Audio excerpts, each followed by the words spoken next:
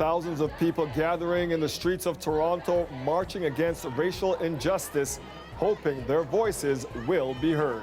My life matters, and I feel like sometimes it doesn't, even in Canada, and that's the misconception, that this doesn't happen in Canada. And I don't want to be the next George Floyd or Eric Garner. It's as simple as that. You know, it's 2020. Why do we have to still be going through this whole thing again? The peaceful protests were in solidarity with similar marches that have been going on all over the world in response to the killing of George Floyd. Chris Glover was out today at the protest and joins us live now from Yonge and Bloor, where today's march started. Chris. Hi, Dwight. Yeah, that's exactly right. This is where the march began. Late this morning, people started to gather. Then around 12:30, they started to march through the downtown. At points, it was completely pouring. At other times, the sun was shining down. And throughout it all, you could hear the voices echoing through the buildings. It was quite powerful to observe. It was certainly impossible to miss and hard to look away. And that's exactly what organizers were hoping for. Businesses braced for the worst. But it never came. Thousands descended on Toronto, but violence did not. There was a lot of speculation about riots and all that stuff, and, you know, from my heart, I know we're better than that. Ashton Forever couldn't stay away as people raised their voices to end anti-black racism. My heart is warm. I'm so proud of everybody that showed up today. It's been very peaceful. As demonstrators snaked through Toronto's downtown, critics flooded social media. Black Lives Matter tweeting even before it began they weren't behind the March for Change. Delson Aventis says he's an organizer. We have stated many times that we're here for peace, and people who come to cause trouble with malice in their hearts, they do not stand with us, and we do not endorse them at all. Anna Perez felt safe enough to bring her young kids. Well, they're black children. They're part of history. This is a movement that, you know, they should be part of. I felt bad for George Floyd, and the police shouldn't be doing that to black people. This is a teachable moment for them, she says. Like I said, his sign, you know, it says, "Let me raise my son in peace." And that's all we want. We want our kids to be able to come home to us, to be able to have futures. For many, George Floyd's murder in Minneapolis brought them here, demanding an end to police brutality against black people. In Toronto, the death of Regis Kurchinski-Paquette while police were in her apartment demonstrated to many that Canada suffers with systemic racism against black people. Take a knee! Take a knee! Today, some shouted at Police Chief Mark Saunders while he met with demonstrators, asked to take a knee, and he did. Mistakes have been made, but it's about what do we do from those mistakes? How do we improve as law enforcement? The move was met with some skepticism. All I can say is that a lot of the knees have not been sincere, and I really hope that Mark Saunders' knee was taken in sincerity. I'd like to believe that it is. Premier Ford applauded the chief. And I have a great deal of respect for Mark Saunders, or I should say Chief Saunders, showing incredible leadership. I saw the picture, and man, that was impactful. Seeing that's what you call true leadership, is what the chief did. And I wish we could keep him around for another 5 years. He's doing a great job. Marching even through a downpour that came later in the day, many empowered to think this demonstration felt different. I think a lot of people are starting to really take it in. It's hitting home. And Dwight, people will continue to take it in throughout the weekend as well. You can see the boarded up buildings behind me. Many businesses took that proactive measure in case things got out of hand. And even as I was biking north along Yonge Street to get to this location right now, I saw that some businesses, especially along the College Park area, they were just newly putting up plywood at this moment. So you can tell that people are certainly anticipating that there may be more demonstrations throughout the rest of the weekend. And that's also reflected in the fact, Dwight, that even the Eaton Centre is closed throughout the weekend and is set to reopen on Monday. Thank you, Chris. Thanks. Now, this was the scene in Ottawa a few hours ago. Thousands gathered at an anti-racism rally when this happened.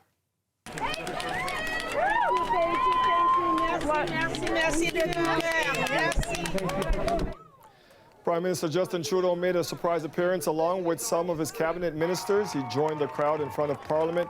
At one point, he also took a knee, a symbol of anger at racial injustice.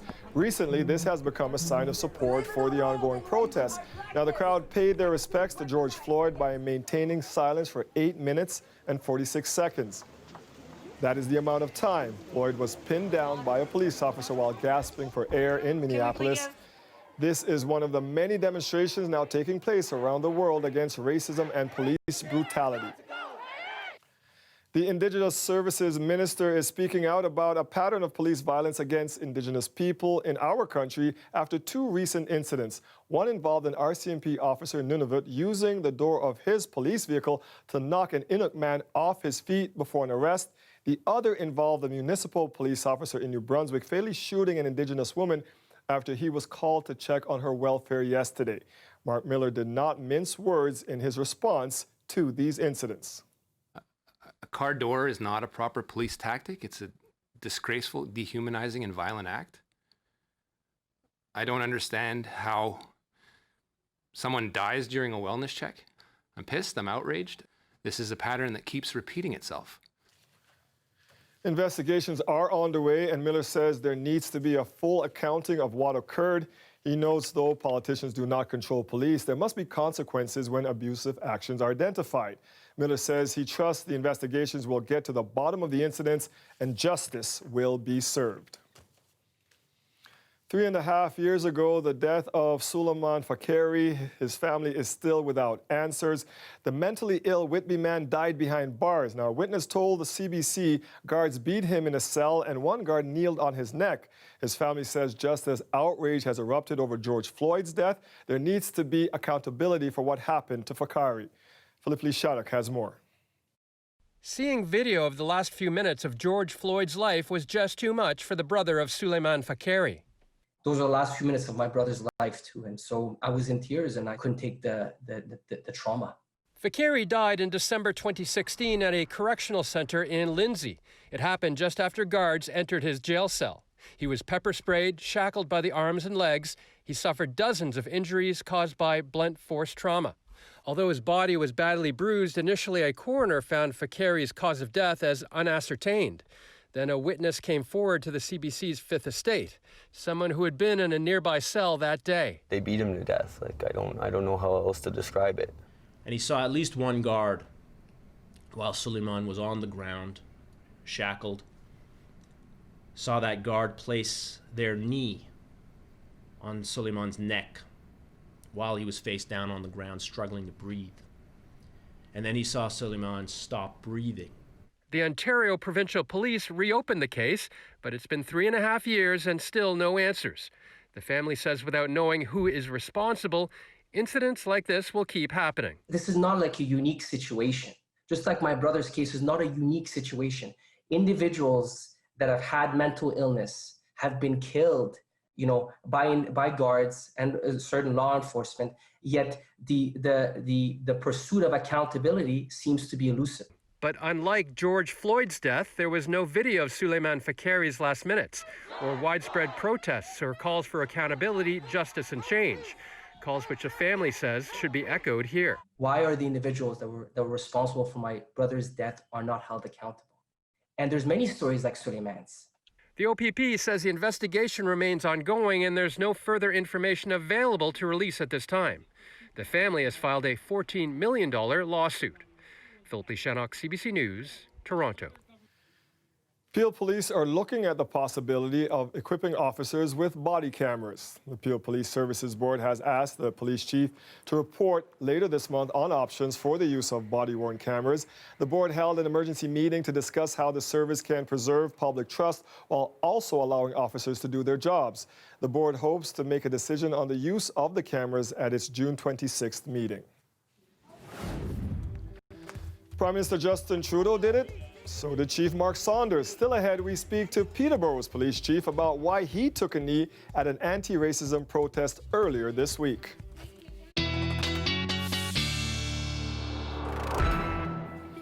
And Nick, my daughter was in the protest today, and I was following her online, and they were marching in the rain. Yeah, and a lot of rain too. I'm sure you saw it there, Dwight.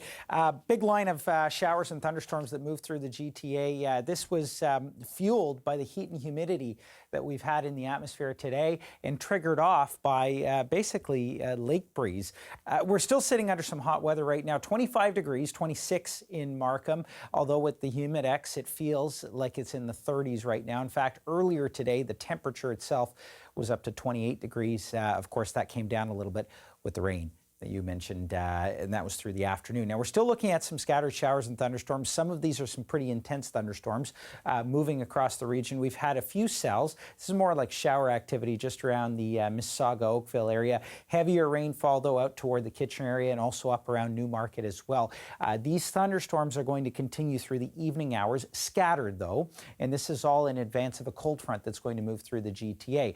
By the time we hit tomorrow, though, it pushes through, and then we've got generally clear skies. The risk of seeing a few spotty showers, especially to the east end tomorrow, but by and large, we're calling for a sunny weekend in store for tomorrow. So here's a look at your forecast heading through the next 24 hours. 22 degrees this evening, 16 through the overnight. A little breezy with the winds, 24 degrees into tomorrow afternoon. And then next week, we're back up into the mid-30s with the Humidex, and the actual temperature could hit 30 as well. So we'll have full details on that coming up in just a bit.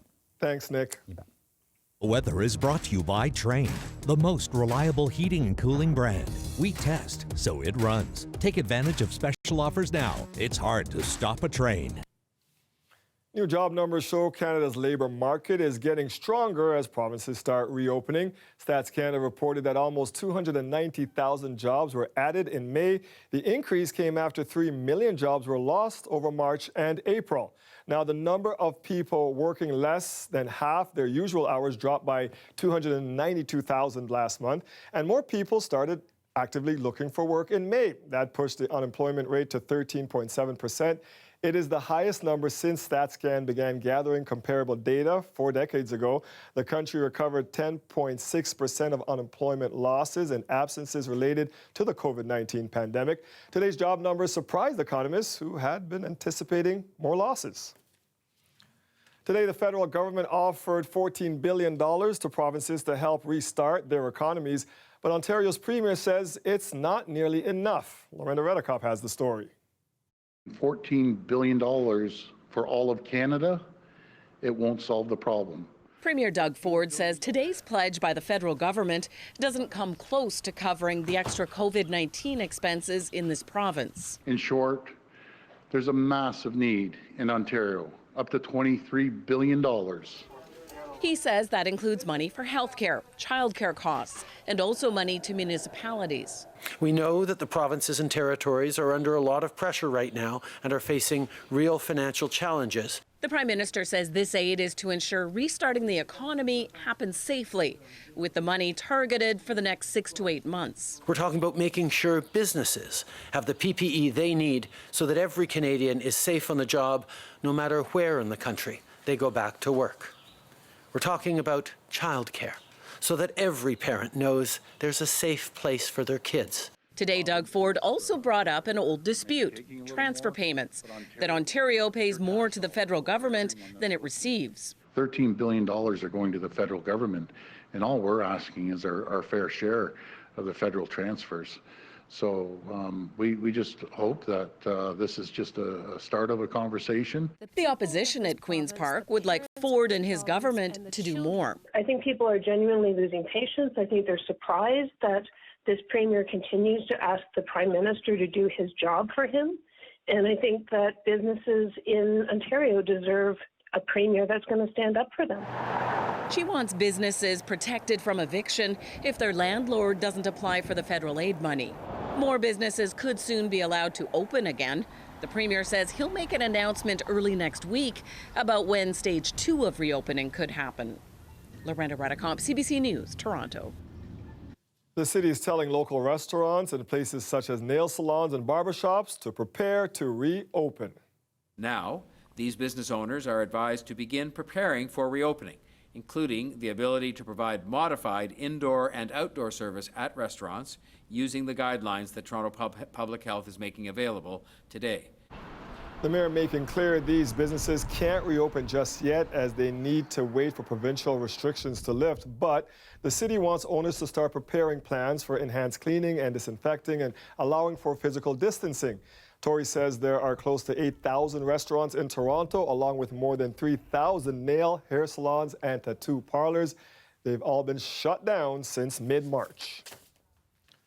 2 Toronto landlords are speaking out against the province's pandemic moratorium on evictions. The landlords are seniors and say the actions of their tenants are putting their safety at risk.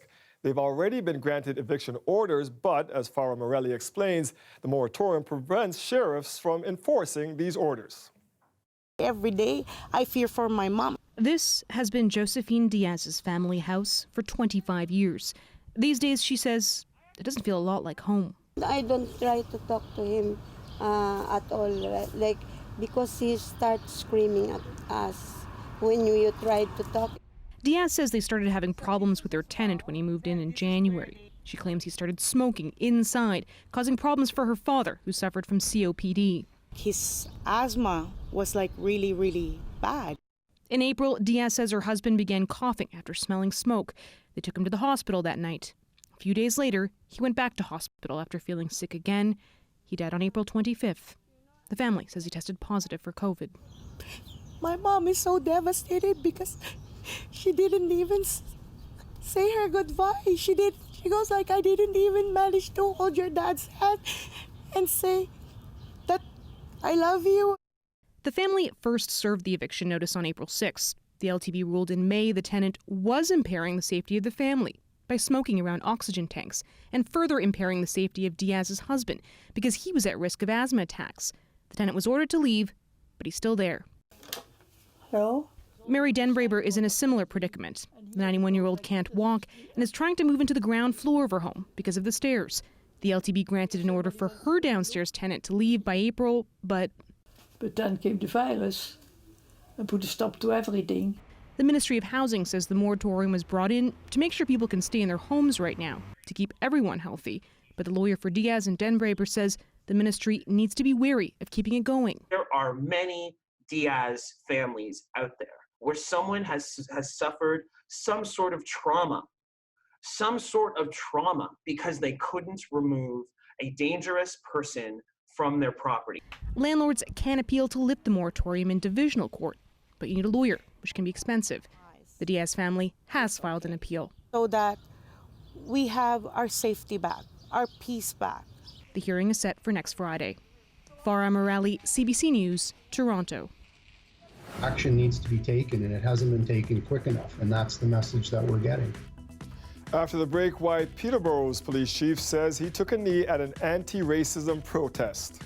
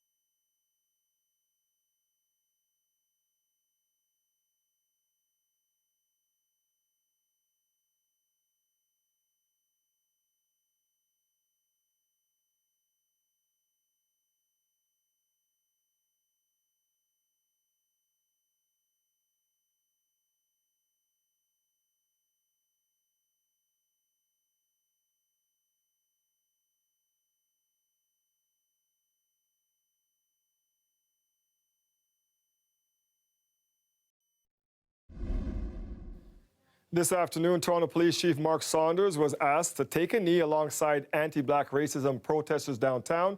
He did it, afterwards tweeting, "We see you and we are listening, and that the Toronto Police fully supports peaceful and safe protests this weekend and always." In Peterborough, their police chief, Scott Gilbert, also took a knee earlier this week at a rally. For 38 years, he served with Toronto Police before moving on to the chief role in Peterborough 2 years ago. Chief Gilbert joins us now to talk about this gesture. And Chief, our PM took a knee today. Some people are questioning if this gesture is sincere. I don't want you to speak for anybody else. I want you to speak for you. Why did you feel it was important to take a knee at the Black Lives Matter protest in Peterborough? Well, I personally and professionally, I was ashamed of what I saw with the death of George Floyd. And, you know, there's community outrage across the globe about the treatment of that person.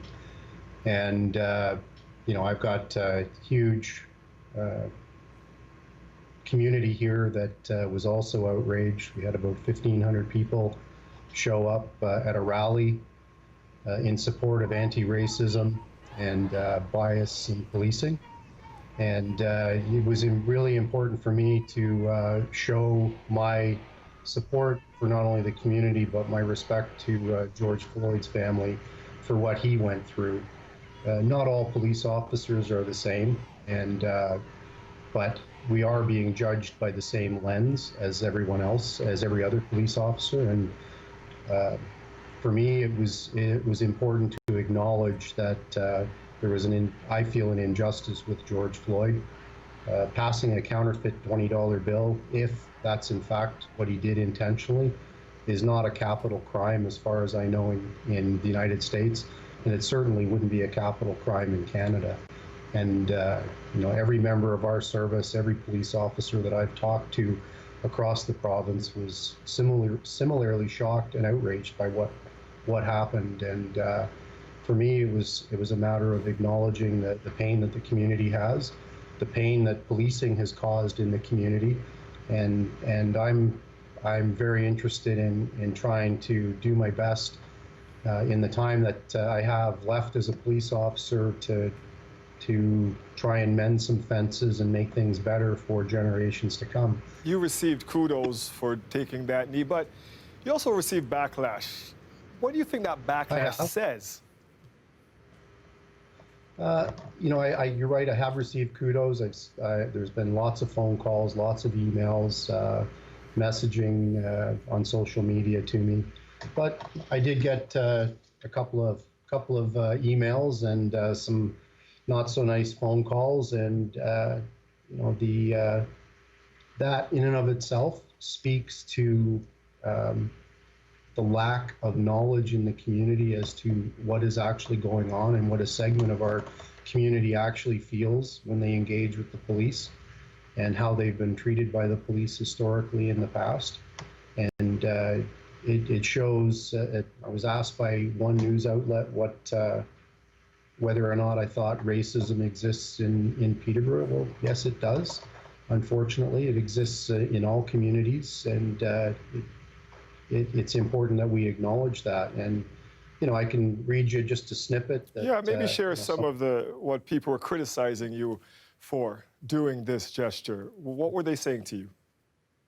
I am so ashamed to be a Peterborough resident right now. I was born and raised here, and I've always supported our police.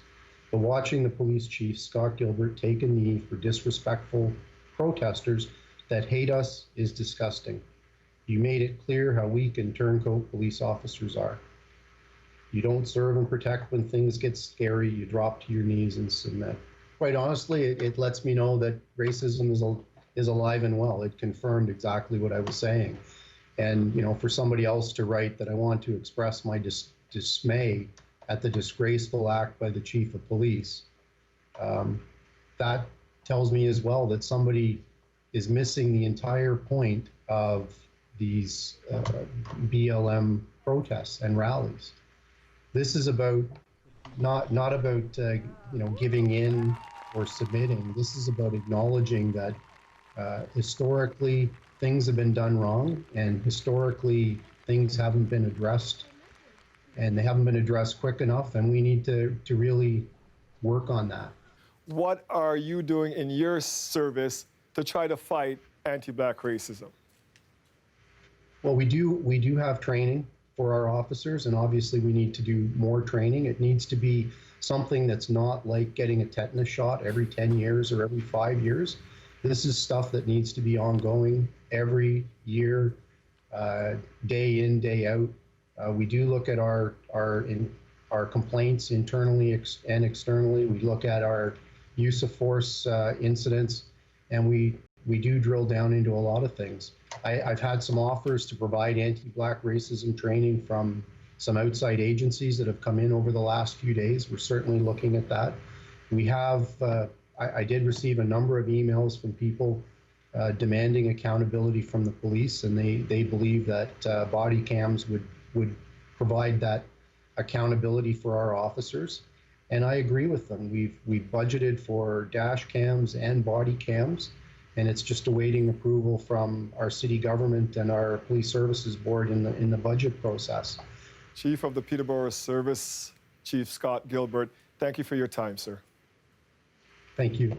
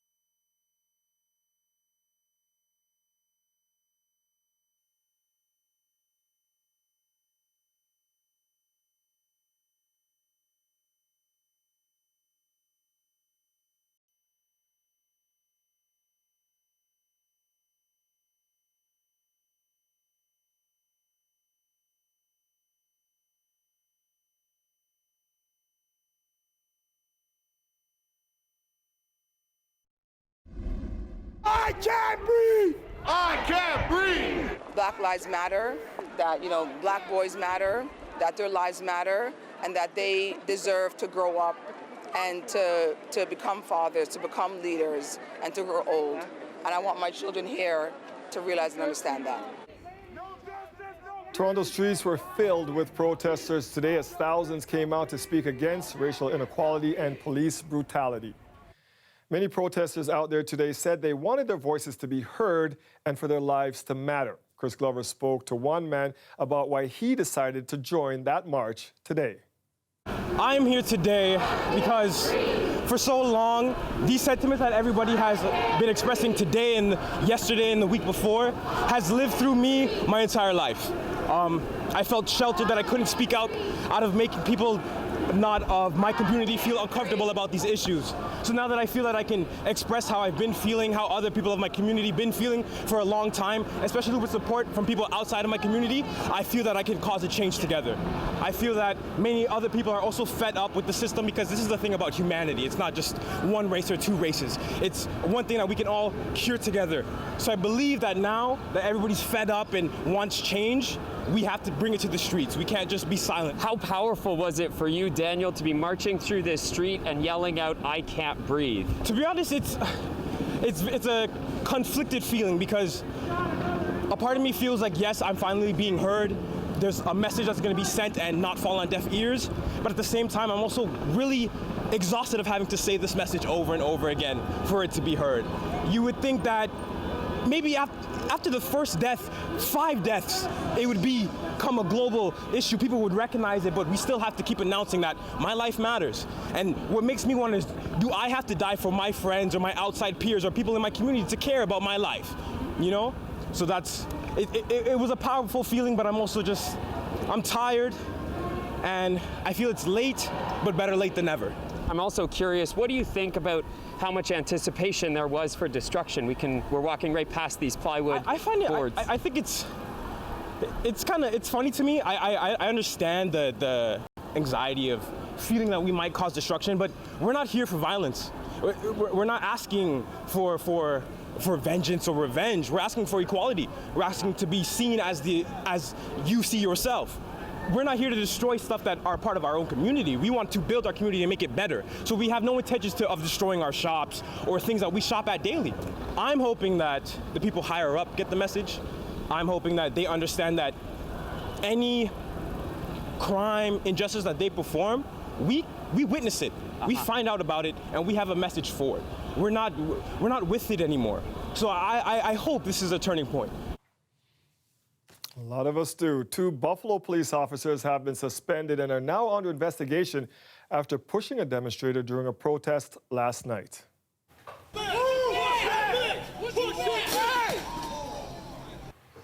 You can see the man walking up to and talking to police when he suddenly pushes and stumbles backwards and falls. Police then walk past him as demonstrators shout their concerns about the man's injuries. The 75-year-old was taken to hospital and is reported to be in serious but stable condition. The blood was coming out of his ears at the scene last night. Now, police originally said the man tripped and fell. When video of the incident later emerged, the officers were suspended without pay. The district attorney for the area is now investigating. A message of equality in front of the White House. Washington, D.C.'s mayor tweeted this video from the 16th Street, above 16th Street, rather. City crews painted the word Black Lives Matter in big yellow letters on the street this morning. It is the same street protests had filled leading up to Lafayette Square and the White House. More demonstrations are expected this weekend. You can find the very latest on the protests happening right across the globe. Just head to cbcnews.ca. Other news tonight, there is a major rift in Ontario's dental industry as some clinic owners try to reopen. Many dental hygienists are raising concerns about safety protocols and access to protective gear. Lauren Pelly has the story. So this is one of the concerns here, the open concept operatory.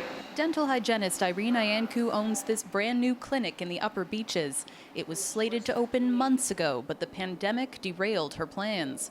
Instead, Iancu donated much of her personal protective equipment to frontline workers fighting the virus. And this is all I have left. I have probably about 6 or 7 pairs of gloves and half a box of level 3 masks. Even if she can buy more gear, Iancu is among those concerned about conflicting PPE guidelines for dental staff. The new protocols come from 2 regulatory bodies, one for dentists and one for dental hygienists. The guidelines allow dentists to treat patients with urgent issues, even if they screen positive for COVID-19. But the guidelines for hygienists say those patients should not be allowed at clinics. When it comes to wearing PPE, the dental college guidelines don't mandate N95 respirators for all procedures that produce aerosol droplets. The hygienist guidelines do. Some warn those droplets could be carrying the potentially deadly virus, and across the province, hygienists are ringing alarms. I don't understand why anything less than an N95 would be recommended. It may put us more at risk and the patient. Because the Royal College of Dental Surgeons of Ontario told CBC News its guidelines reflect the recommendations of Public Health Ontario. But this infectious disease expert says hygienist concerns are valid. COVID is a highly infectious virus. When you're doing aerosol generating procedures, you're likely to have the virus become airborne.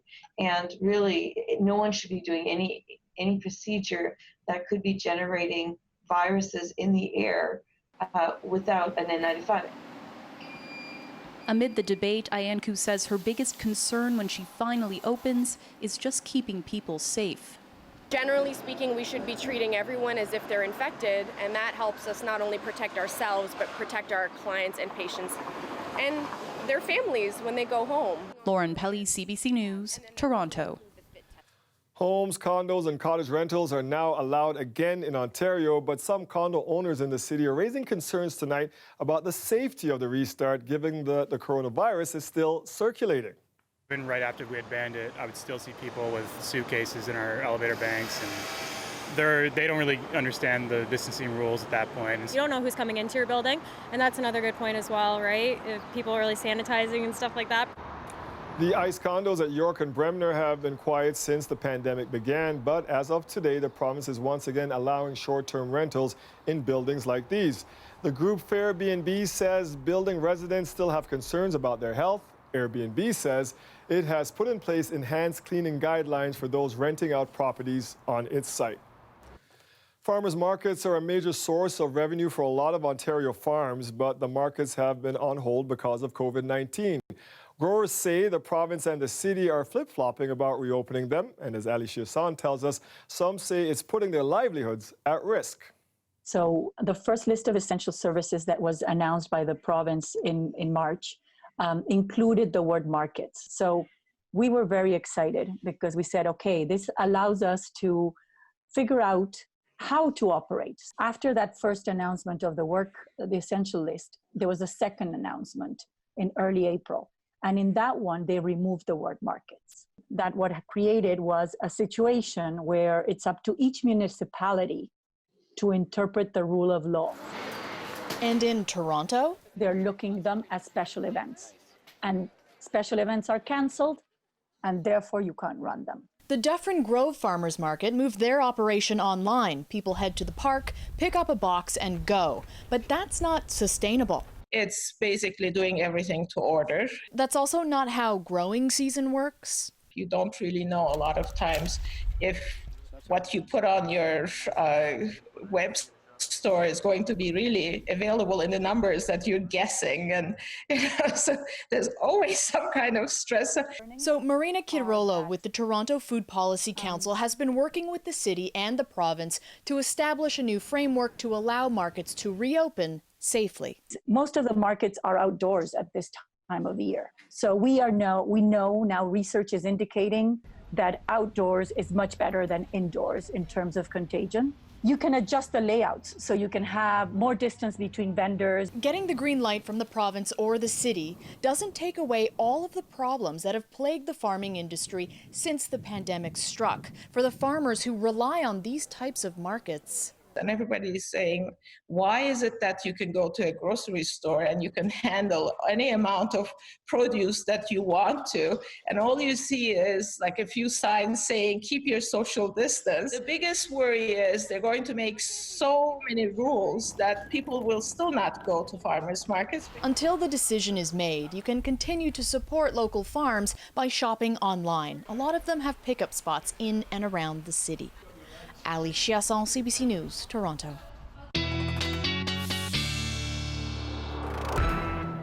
I have to say, I am missing our farmers market across the street at David Pico Square, and we hope it comes back before summer's out, Nick. Yeah, no kidding, Dwight. My wife and I go every weekend in the summertime, and it is a sign of summer as well, right, when the farmers markets are out.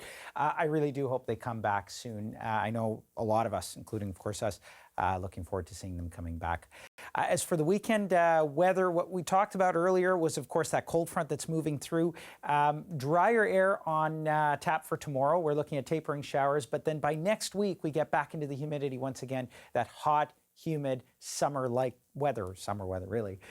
25 degrees right now in the city of Toronto. Earlier today, though, we hit 28 degrees with the Humidex. Feels like about 31. And this in advance of a cold front that's sweeping through. We're still looking at showers in the region. A pretty good line of, or cell rather, just pushing toward the Burlington, Oakville area right now. We've had a few scattered showers up around Newmarket as well. We're going to see that continue through the evening hours tonight. That's in advance of the cold front that's going to sweep through the later evening hours. Then once that passes, we're looking at clearing sky cover.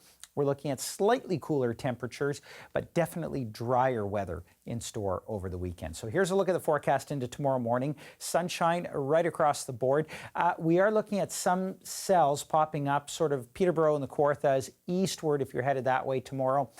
Some of these might touch the east end of the GTA through the sort of mid-afternoon hours, but by and large, we've got sunshine in the forecast for tomorrow, and that carries us through till Sunday. In fact, Sunday looks like straight sunshine for just about everybody in southern Ontario. A little breezy with this system, gusting to about 40 kilometers per hour as the winds shift out of the northwest. It's drier weather. It's not going to be until Sunday where the winds sort of peter out. So for the next 24 hours, winds gusting to about 40 kilometers per hour. There's a look at tonight's forecast, down to 16 degrees. Tomorrow, we've got temperatures up to 24 degrees in the city of Toronto, and the long-range forecast, a little bit of a dip in temperatures on Sunday, just slightly below seasonal. But there's our warm weather with the Humidex touching 35 by mid-next week. We do like the sunshine. Good-looking weekend. Thank you, buddy. You bet. When we come back, film critic Eli Glasner joins us with some films that can add some insight and context to the protests happening in the U.S. and right here at home. We'll be right back.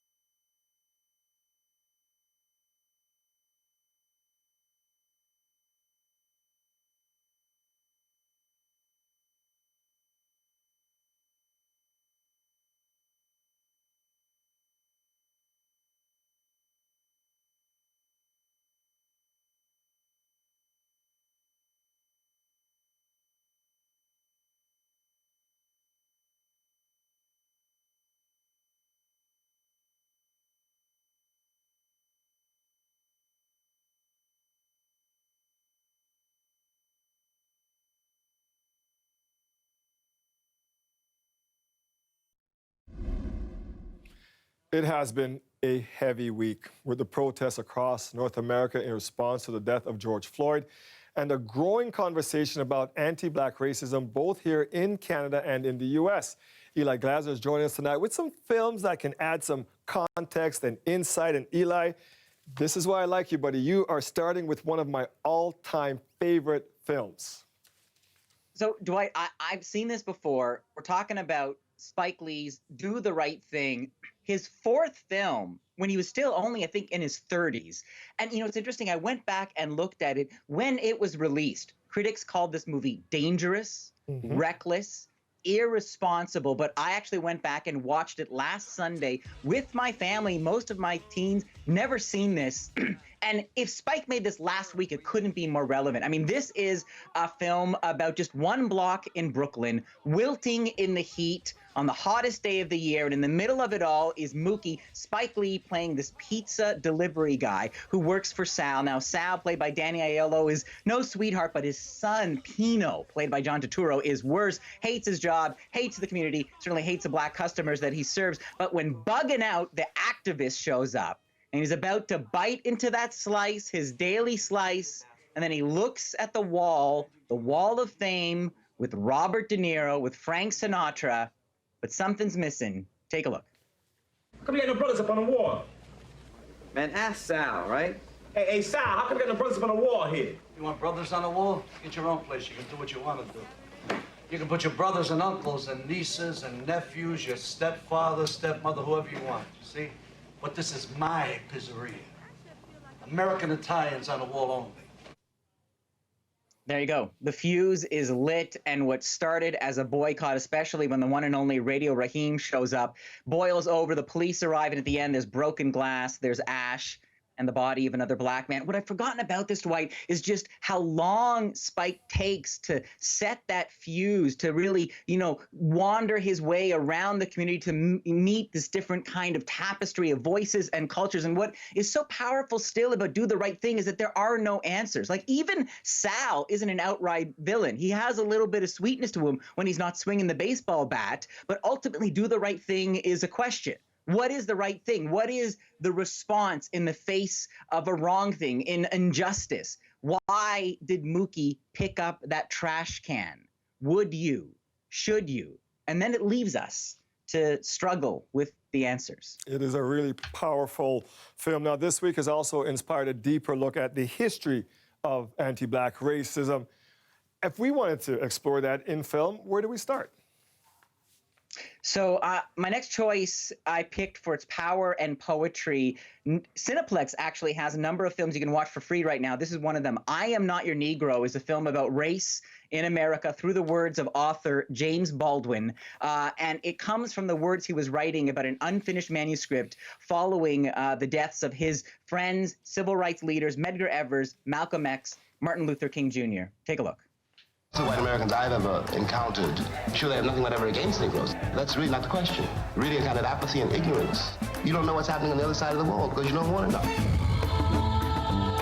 In America, I was free only in battle, never free to rest. We need to take action, any kind of action, by any means necessary. Baldwin was a gay Black writer who left America, went to live in Paris because he felt he needed to be somewhere where he could breathe and just grow as an artist. But then he came back in the 60s to be with his brothers and sisters and the civil rights movement. And I think as that outsider coming back home, he had that view of America. And he speaks so poignantly about not seeing a future for himself as a Black man in that country, about reckoning with what he called the cruel white majority. So that is a remarkable documentary, I Am Not Your Negro. I have the entire James Baldwin collection in my library at home. People are going to think I am producing this segment, but I am not. So let's finish with something from our side of the border. Yeah, so there's a remarkable documentary called Unarmed Verses. And I want to take a look at something that really explores the challenges Black communities and Black families face. And this is set just outside of Toronto in the Villaways community housing, where a few years ago they were being redeveloped. And so it was really about that process and all the upheaval. But the center of it is this young girl named Francine Valentine. The documentary is called Unarmed Verses. Take a look. We all have a voice. We just have to find different ways how to use them.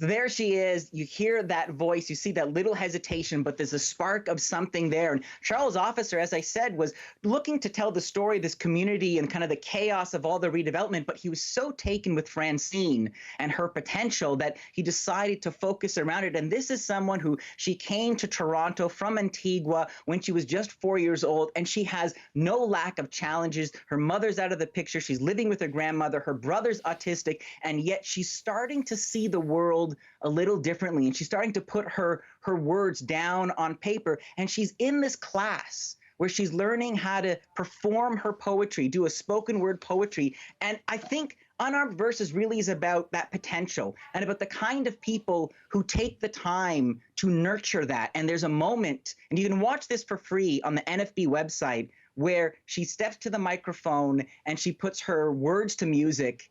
And it's transformational. And it's because people took the time, people believed in her, and they gave her that space to flourish and grow. And that is Unarmed Verses. I am looking forward to that one. I haven't seen it yet. It is set in the Villaways. I grew up in a very similar community in the Grassways. Thank you for this, Eli. My pleasure. After the break, today's Frontline Heroes. Stick around for that. We are coming right back.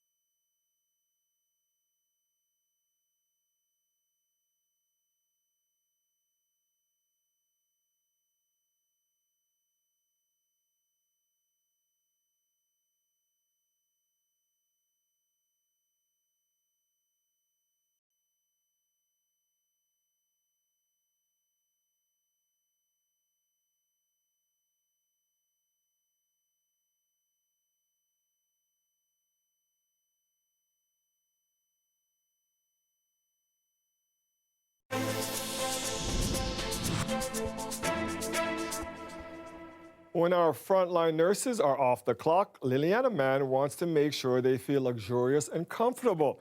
She's coordinating the Comfort Project in support of nurses, putting together about 90 thank you bags so far and delivering them to hospitals. We have a lot of chemises and pajamas for our project for the nurses. I am ecstatic. So I came on the weekend to pack them up and get them ready. So what we give Rapid is in these bags. We put in, sometimes we just got some silk cover-ups that are absolutely luxurious and gorgeous. Or we'll put in something like this pajama in cotton. Or we'll put chemises or tops and bottoms. We also have male nurses, so we have to get something for them also. They are as deserving. So everything is wrapped in tissue and put in a bag. Making those bags became such an important project for me. I thought I'm doing something for the nurses and I had such a strong drive. But then I remembered on Mother's Day, came across a picture of my mother, and I remember the story how she herself was a nurse during World War II. She worked as a volunteer for 3 years. Those are our heroes. Those are our soldiers on this war that's taking a toll on everybody. So making their life easier, making it more comfortable, giving back became something that I had to do, and I'm proud of doing, and I want to do more of. A wonderful way to remember your mother, Liliana. Thank you.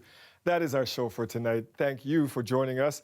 Today's protest against anti-Black racism was, of course, not the first. 28 years ago, after the Rodney King verdict and the death of a Black man at the hands of Toronto police, Torontonians took to the streets, and the struggle continues. This is a fight that's been going on for years and generations, and this is something that needs to end now, and that's why we're here. No justice, no peace. No justice, no peace. We as a people will not tolerate and condone these murderous actions of their police forces.